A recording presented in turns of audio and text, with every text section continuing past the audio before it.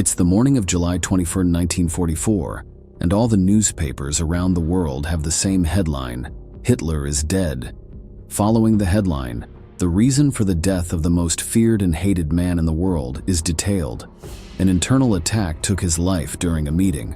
The murderous weapon was a bomb that turned his bunker into a flaming coffin.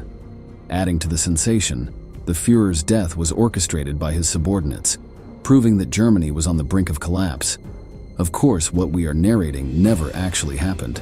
That attack, known as Operation Valkyrie, was an absolute failure, and the war dragged on for another year, consuming the lives of hundreds of thousands of people. However, in this new episode of Military History, we propose a game of hypotheses. Today, we will evaluate what the outcome of the conflict could have been if the Führer had been blown to pieces in July 1944.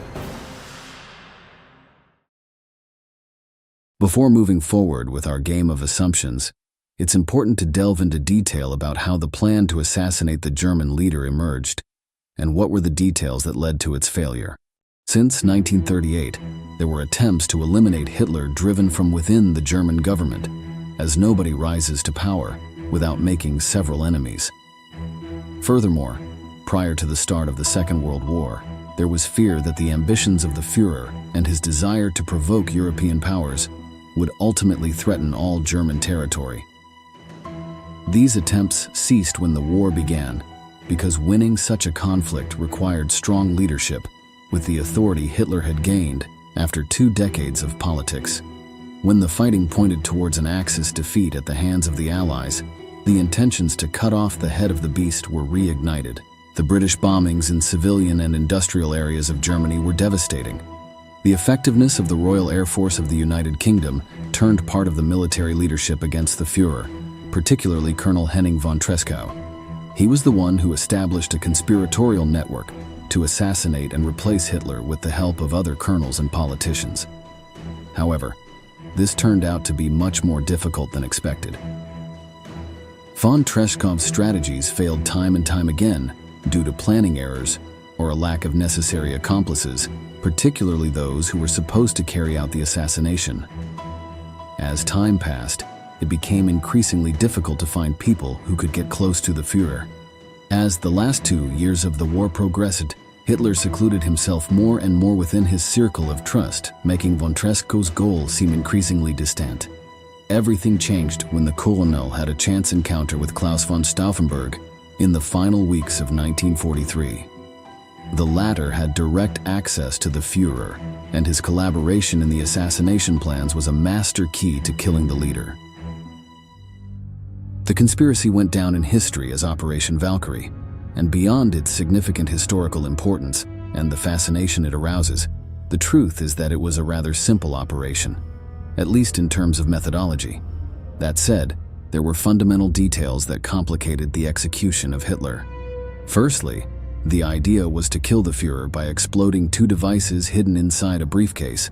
The deadly package would be placed next to the target during a meeting held on July 20, 1944, in the famous Wolf's Lair, one of the best protected quarters of the Reich. The complex was located in the village of Gierwoż, near Kętrzyn, formerly Rastenburg, in what is now Poland.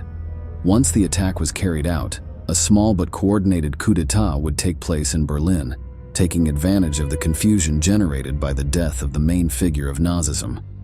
Von Stauffenberg had experience in handling bombs, so he was entrusted with that part of the plan. But there's a detail you need to know. The military officer had only one eye and one hand, in which only 3 fingers could move. That disability prevented him from arming the 2 charges correctly, so only one explosive was activated inside the briefcase. Despite this initial setback, the conspirator managed to place the device in an area near the leader during a private meeting inside the Wolf's Lair. After a few minutes, an assistant entered the room to inform von Stauffenberg that someone was calling him on the phone. It was his signal to escape. The military officer hurried away, and shortly after he reached a safe distance, a loud explosion was heard. But the lack of one of the charges significantly reduced the effect. The attack caused 4 deaths, but only one of them was immediate. The rest were caused by injuries that could not be healed in the hospital. Among the fallen were a stenographer who was taking notes of the conference, an Air Force general named Günther Korten, the first officer of the General Staff, Heinz Brandt, and the chief adjutant of the Wehrmacht, or the German Armed Forces, Rudolf Schmundt.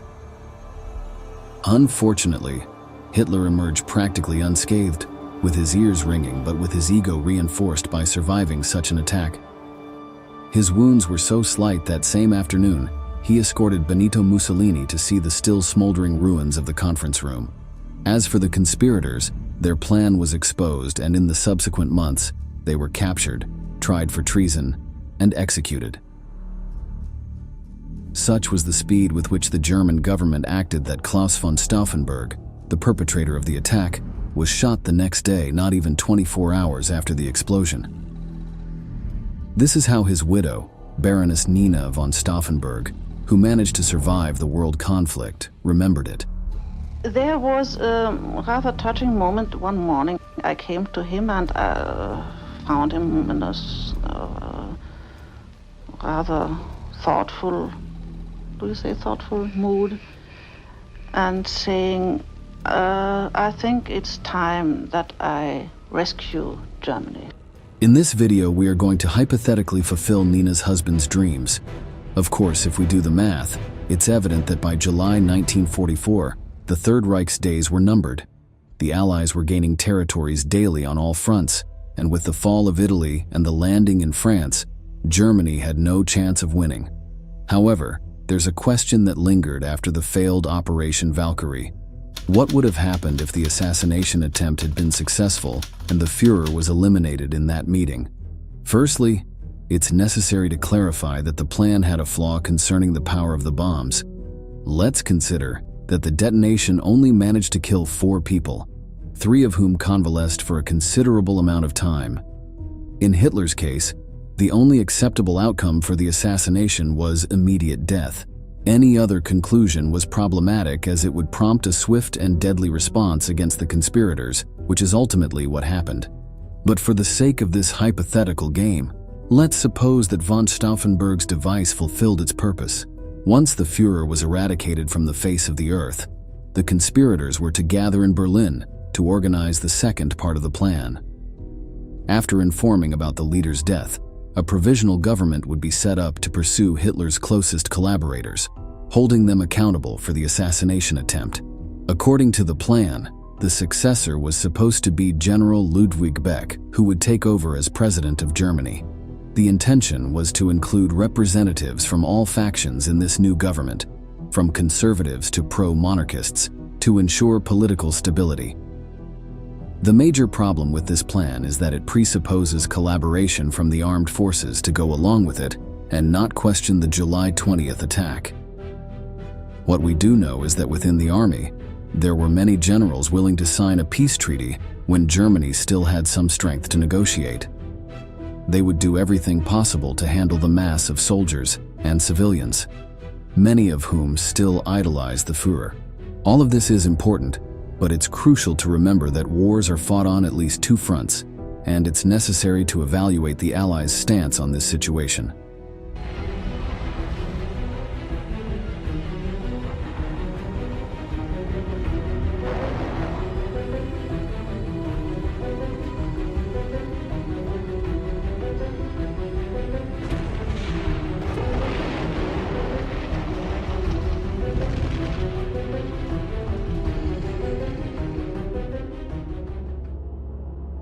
World War II was brutal, with millions of lives lost and practically every European city destroyed to some extent.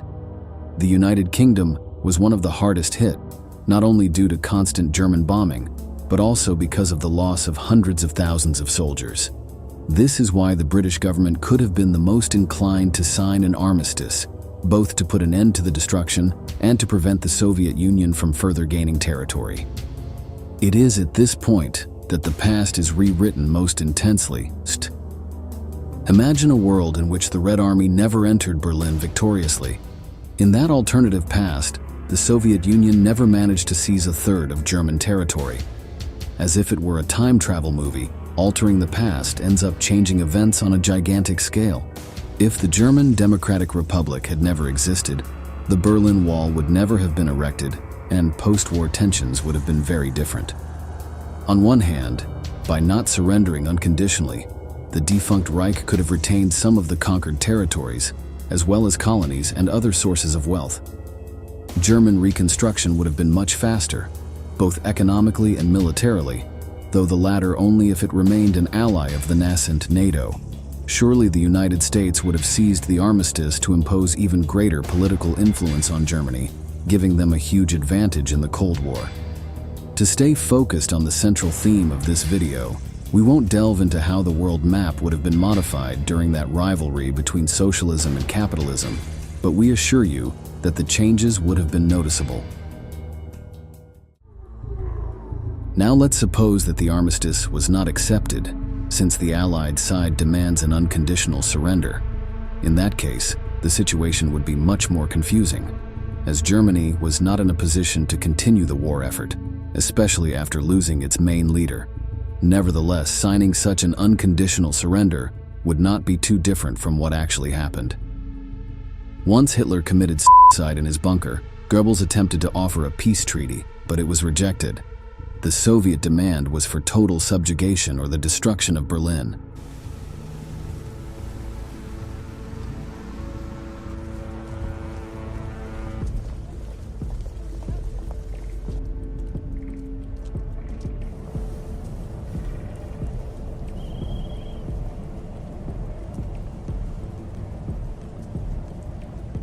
If the armistice did not materialize, what would follow would be a long and painful period of German defeats as the Allies advanced into their territory.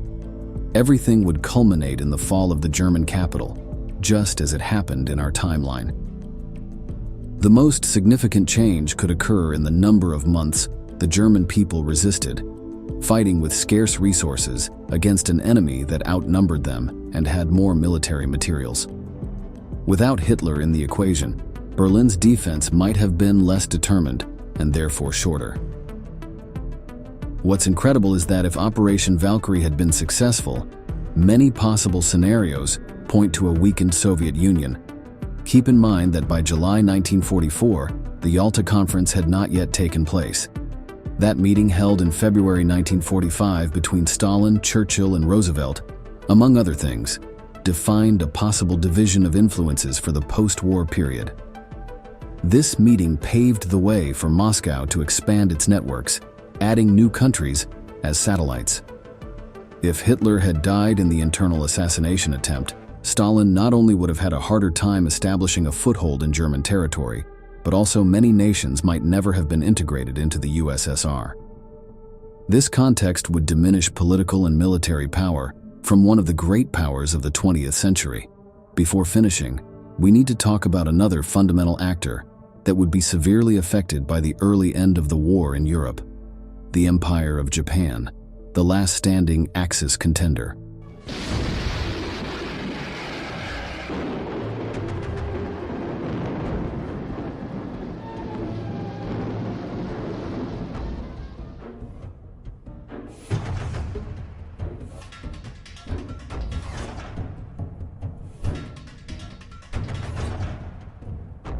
What we've just seen is one of the most iconic images of the 20th century, but in this alternative past, those historic explosions may never have occurred.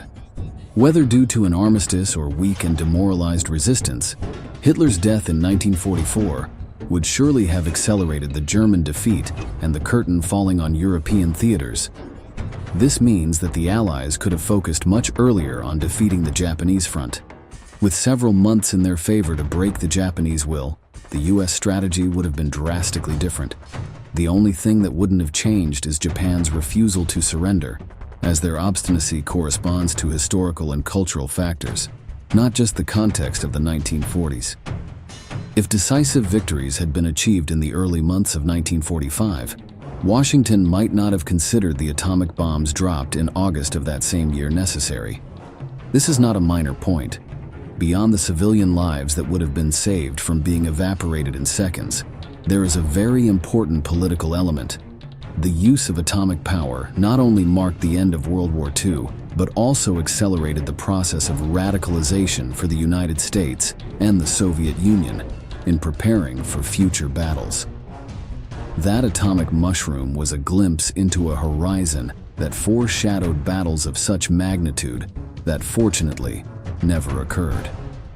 We hesitate to make a definitive assertion about it, but without Nagasaki and Hiroshima, the Cold War might have been much less intense in terms of armament development. The truth is that Operation Valkyrie was a failure, and the war extended for almost a year longer, ending with hundreds of thousands of additional victims. Finally, the Führer's death came with an underground suicide in the bunker that served as Berlin's last bastion.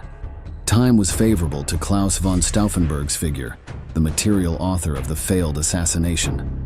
Next, we will see images of a military ceremony in his honor held in July 2014, 70 years after his execution.